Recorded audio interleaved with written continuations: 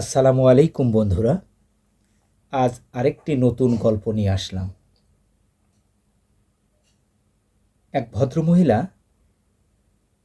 একটি মেয়েকে সাথে নিয়ে বাজারে বের হলেন।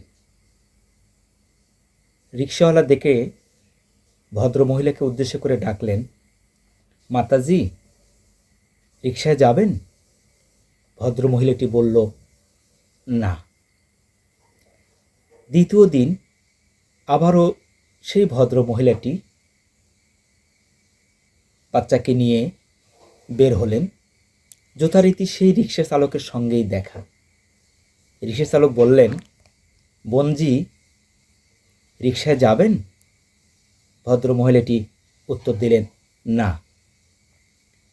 তৃতীয় দিন আবারও সেই ভদ্রমহিলাটি এবং তার সাথে থাকা সেই কন্যাটি বের হলেন।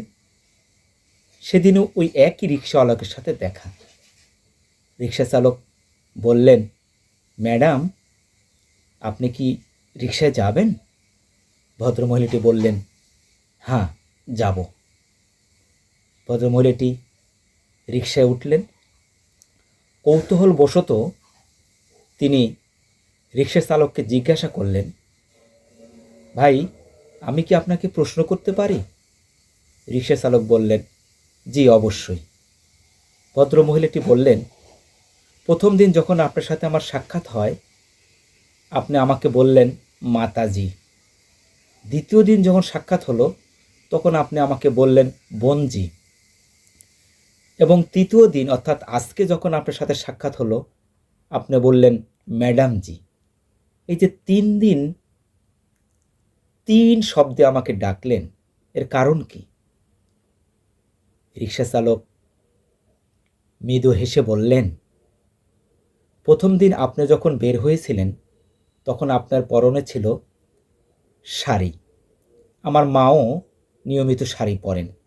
তা আপনাকে দেখেই আমার মায়ের কথা মনে পড়েছিল, তাই মাতাজি ডেকেছিলাম। দ্বিতীয় দিন আপনি সালোয়ার কামিজ পরে এসেছিলেন।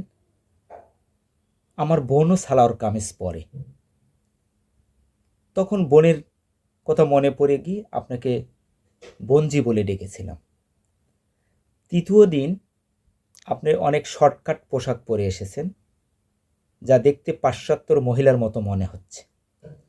এই জন্য আমি আপনাকে ম্যাডাম ডেকেছি। এই গল্প থেকে শিক্ষণীয় বিষয় হচ্ছে এটাই, পোশাক আভিজাত্য প্রকাশ করে। আপনি কী ধরনের পোশাক পরে আছেন, সেটি সমাজের চোখে প্রতিফলিত হয়। তাই পোশাক পরিচ্ছদ, পরিবেশ এবং সময় উপযোগী হিসেবে পরলে সমাজে তার মর্যাদা সেভাবেই বৃদ্ধি পায়।